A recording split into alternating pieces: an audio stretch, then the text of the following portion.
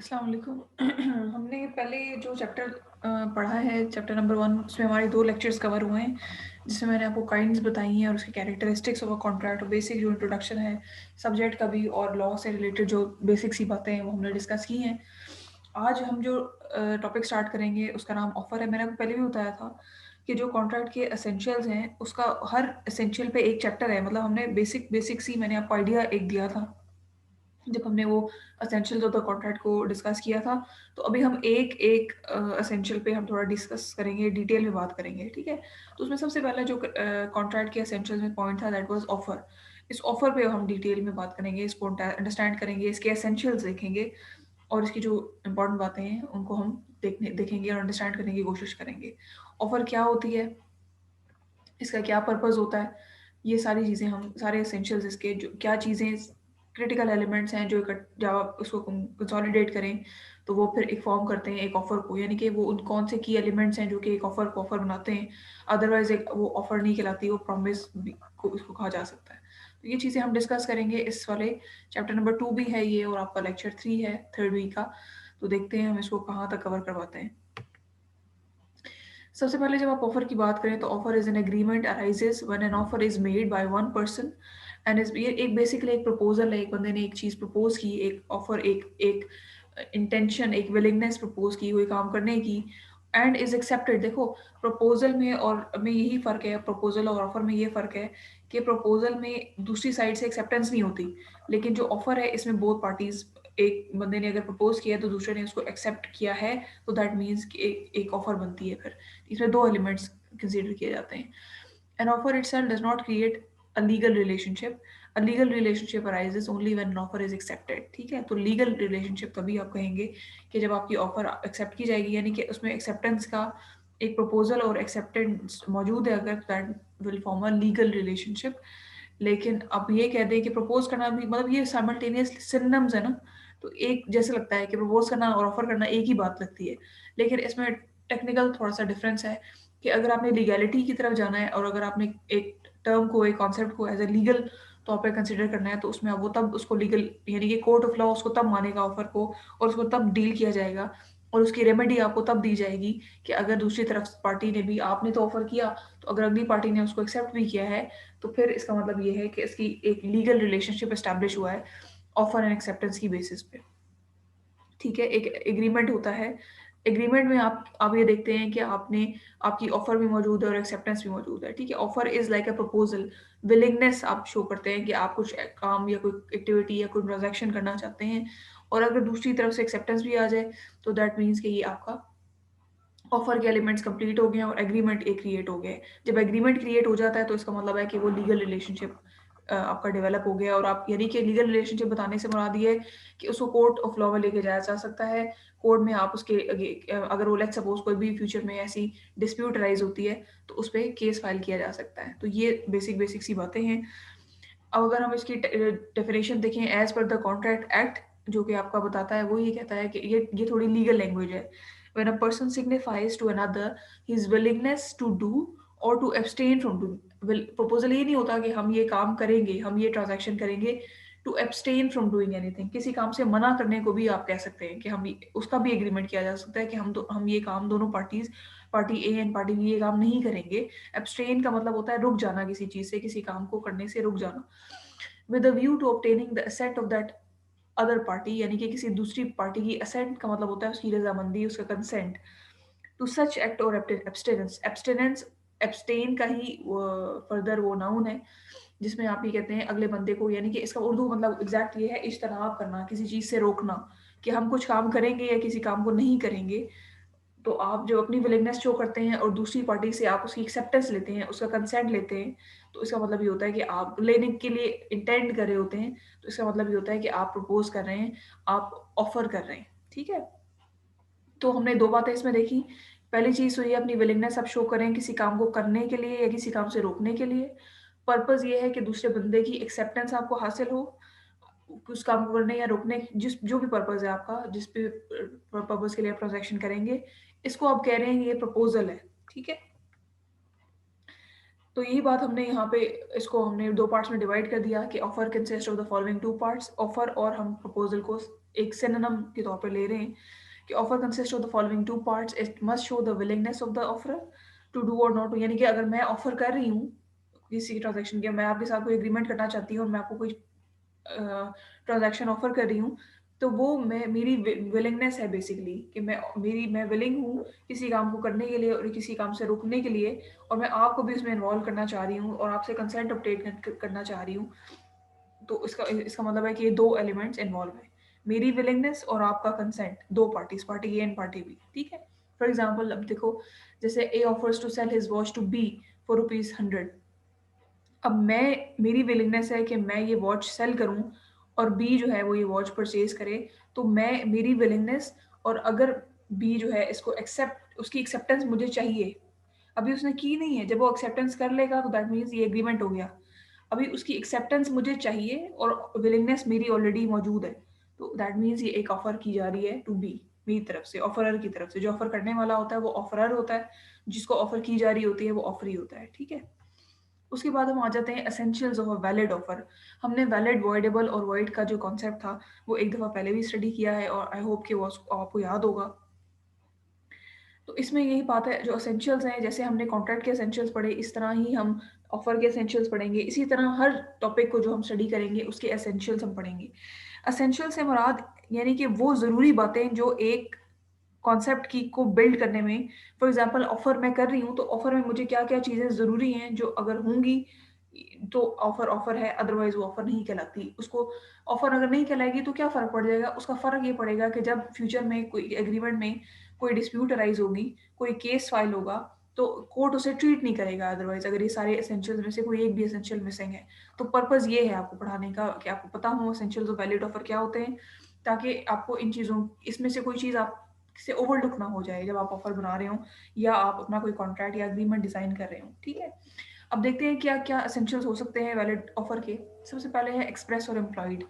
अब समटाइम्स ऐसा होता है कि आप वर्बली ट्रांज़ैक्शन के नॉर्मली तो ये डिसाइड कहा जाता है और ये प्रेफ़र किया जाता है कि जो ऑफ़र है, या जो भी कोई एग्रीमेंट आप कर रहे हैं, कमर्शियल ट्रांज़ैक्शन हो या कोई भी एग्रीमेंट की तरफ अगर आप जा रहे हैं, तो वो रिटन होना चाहिए, क्योंकि उसको प्रूव करना आसान होता है। लॉ इस चीज़ से आपको फ़ॉरबिड तो नहीं करता कि आप नहीं कर सकते वर्बल एग्रीमेंट भी, वर्बल एग्रीमेंट्स भी होते हैं, लेकिन उसको प्रूव करने के लिए उसका जो बर्डन ऑफ प्रूफ है, वो फिर उस बंदे पे आ जाता है जिसने जो क्लेम करा होता है, या कोई कोर्ट में जाता है, फिर कोर्ट उसी को कहता है कि जाओ सबूत लेके आओ और इसे साबित करो।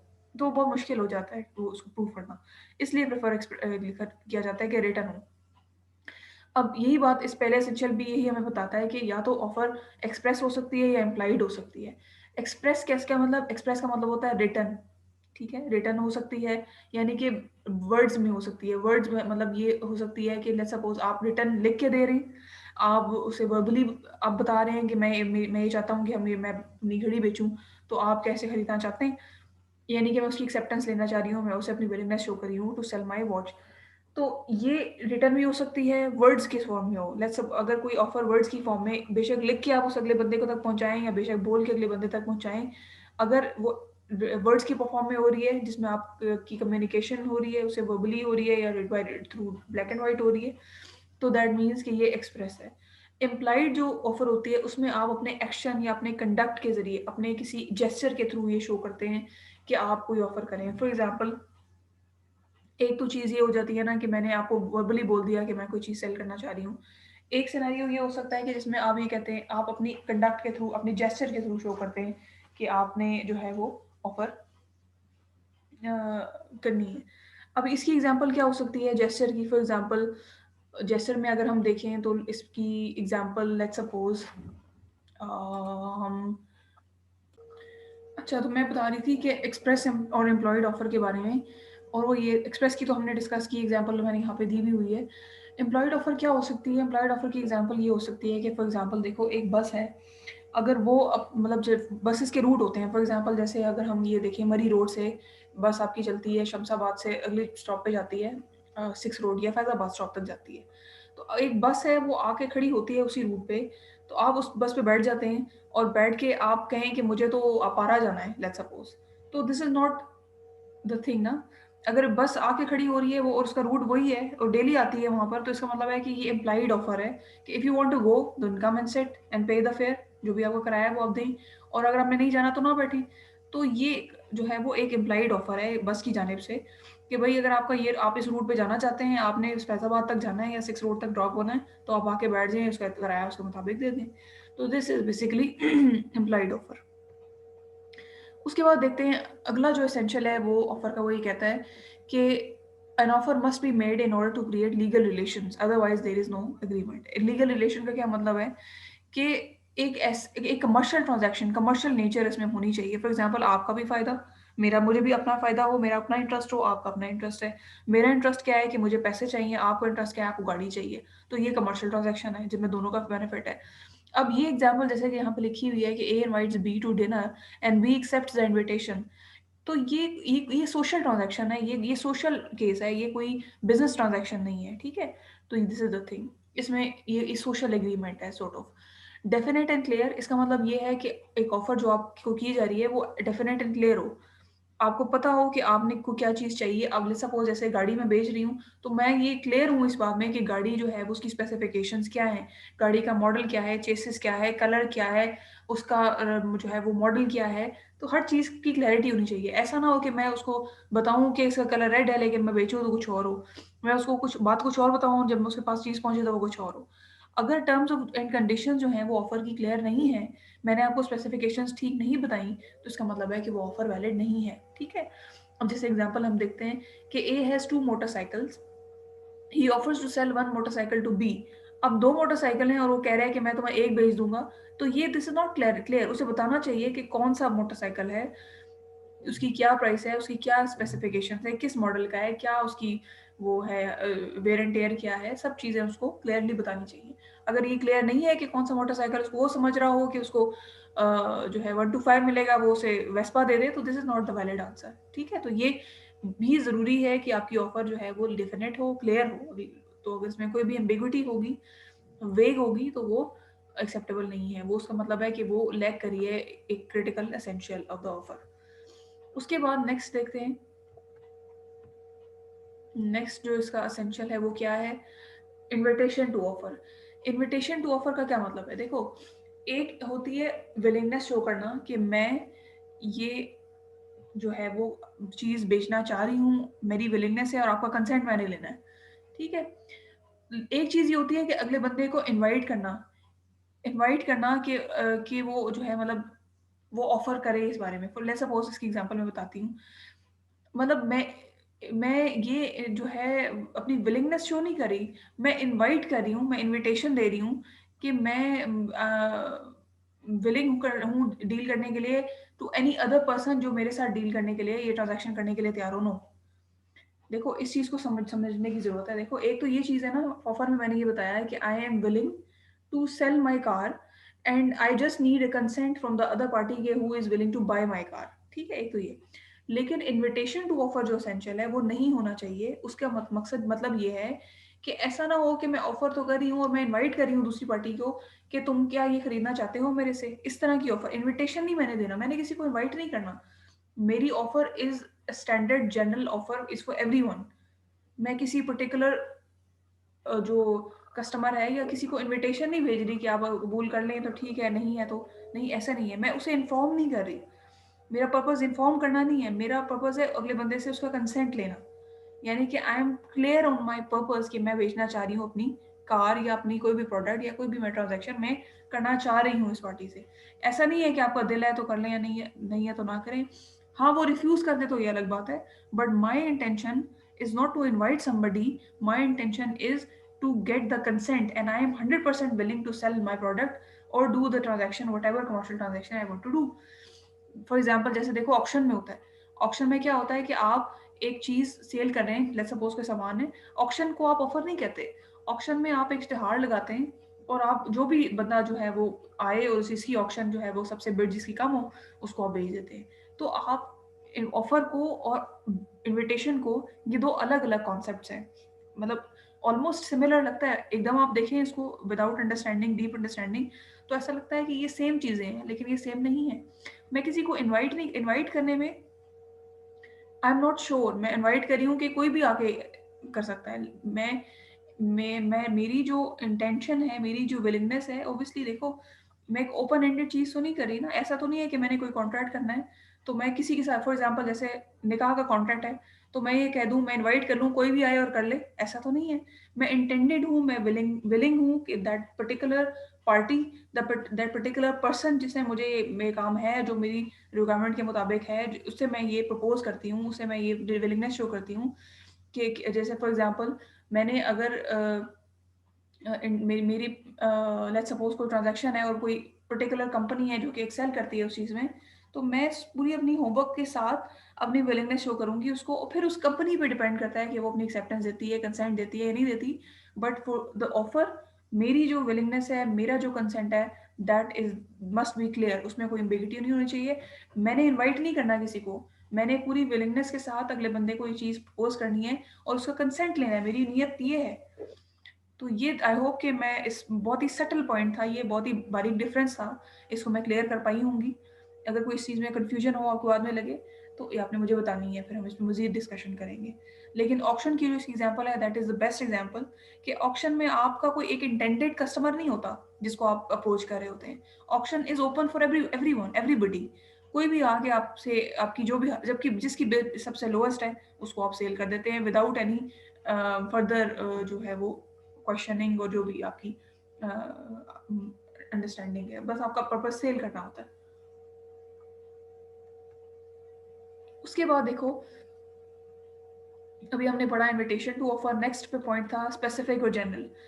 ऑफर जो है वो, जब स्पेसिफिक पर्सन किसी एक खास बंदे को, किसी खास कंपनी को, किसी खास जो है सप्लायर को, किसी खास बंदे को, मतलब टारगेटेड कस्टमर को की जाती है, तो दैट मीन्स ये स्पेसिफिक ऑफर है। तो फिर वही बंदा एक्सेप्ट करेगा। जैसे फॉर एग्जांपल ए ने बी को अगर ऑफर की है तो बी ही एक्सेप्ट करेगा।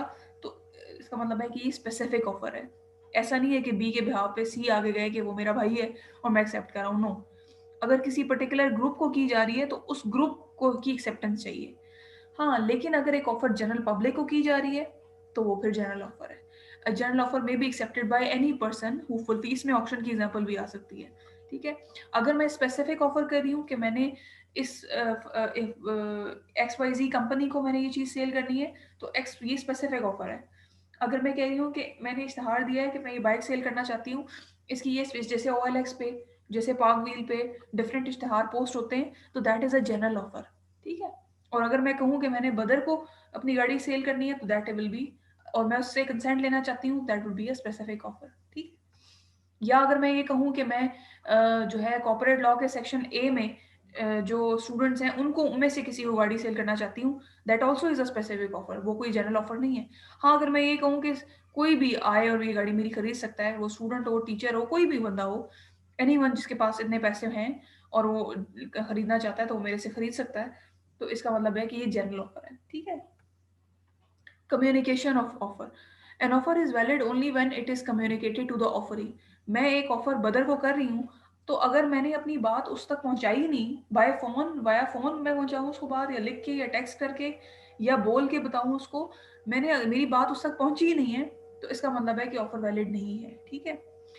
S offered a reward to anyone who found his lost dog, मतलब एक ऑफर उसने की कि जिसने भी मेरा जो लॉस्ट डॉग है वो, या लॉस्ट बैग है लेट्स सपोज, या मेरी लॉस्ट बुक है, वो मुझे ला के दे दी, तो मैं उसे रिवॉर्ड दूंगी।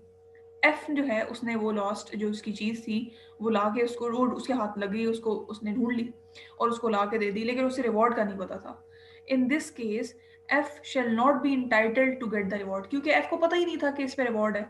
उसने तो बगैर इस बात को जाने, यानी कि उसको नहीं पता था कि इस चीज़ पे रिवॉर्ड है, तो और उसने पहले ही उसको उसका डॉग दे दिया। अब ये एस पे है कि एस उसे रिवॉर्ड देता है या नहीं देता, और अगर एस रिफ्यूज कर देता है तो ये केस लीगल नहीं है।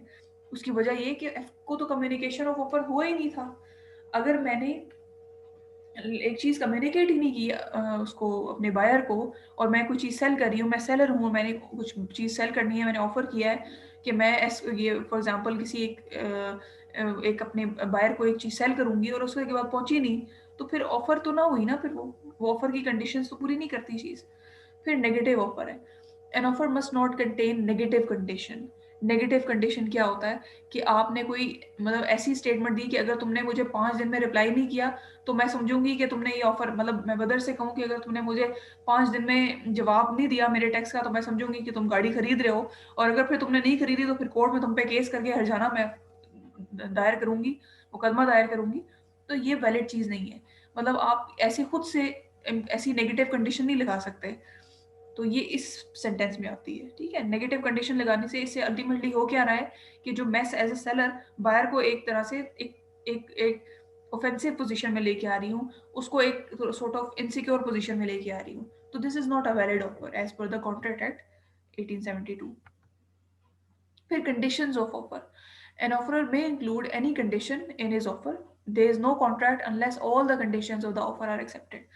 मतलब मैं ये कह सकती हूँ कि let's suppose if I am a seller, तो मैं कह सकती हूँ कि मैं ये गाड़ी अपनी बेचने लगी हूँ और मैं 20 को अगर लेट्स सपोज बेच रही हूँ, तो मैं उससे कहती हूँ कि तुमने अगर इस चीज ऑफर को तुम एक्सेप्ट करोगे तो तुमने मुझे एक ईमेल में मुझे इन्फॉर्म करना है।